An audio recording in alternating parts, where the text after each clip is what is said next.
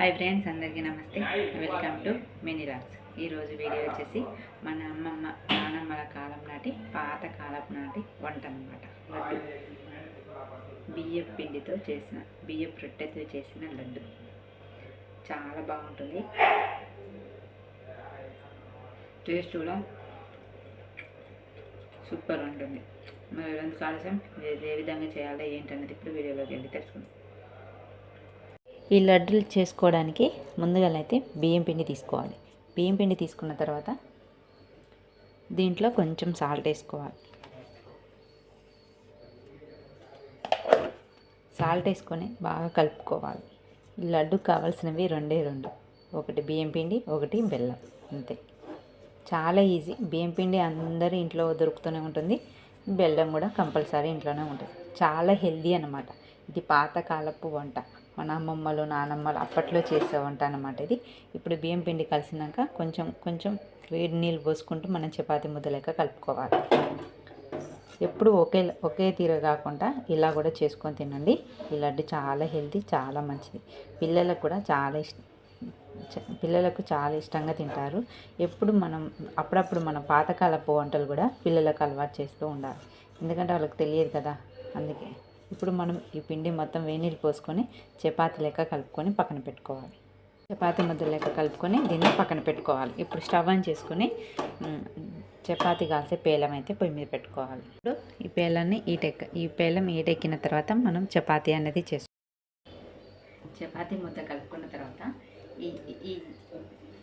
ఇలా కలుపుకోవాలి. దీన్ని మనం చేతితోనే చేసుకోవాలి, మరి పలసగా కాదు, మందంగానే చేసుకోవాలి.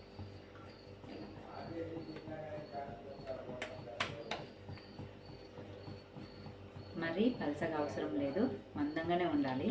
ఇప్పుడే జొన్న రొట్టెలు చేసుకుంటాం చూడండి, ఆ విధంగా చేసుకోండి. చేతితో చేసుకొని ఇలా కాల్చుకోవాలి.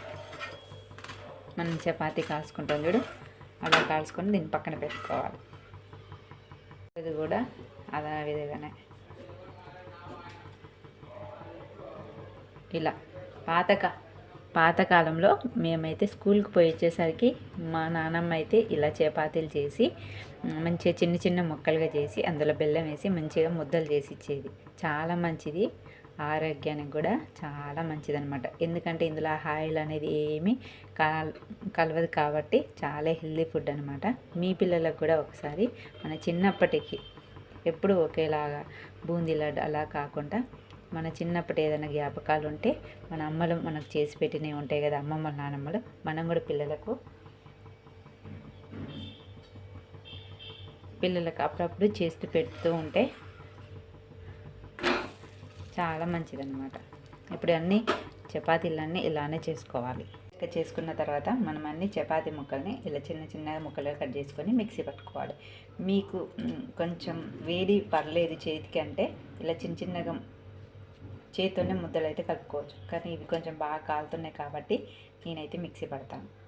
ఇలా చపాతీలు మొత్తం ముక్కలు చేసుకున్నాక 1 కప్పు బెల్లం అయితే వేసుకోండి. నేను 3 చపాతీలకి 1 కప్పు వేసుకున్నాను, అంటే 3 రొట్టెలకి.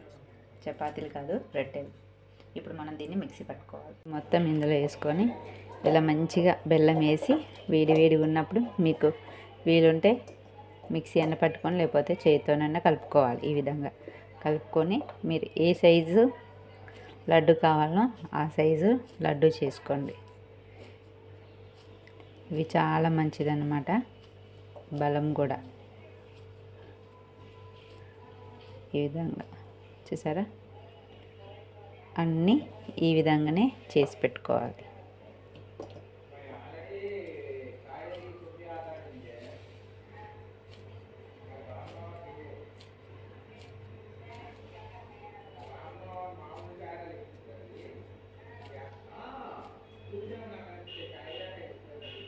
చూసారు కదా, అన్నీ ఈ విధంగా చేసుకొని పెట్టుకోవాలి ఒక ప్లేట్లోకి. ఈ ముద్దలు 1 వీక్ దాకా పాడవకుండా ఉంటాయి అన్నమాట.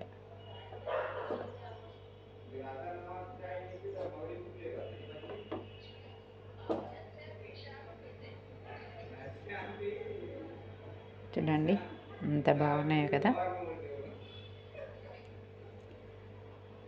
టేస్ట్ కూడా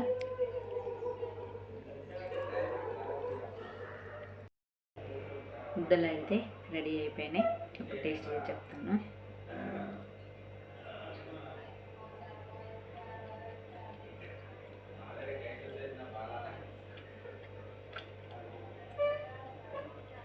చాలా బాగున్నాయి, సూపర్ ఉన్నాయి. మరి ఇవి నచ్చితే లైక్ చేయండి, షేర్ చేయండి, సబ్స్క్రైబ్ చేసుకోండి. బాయ్.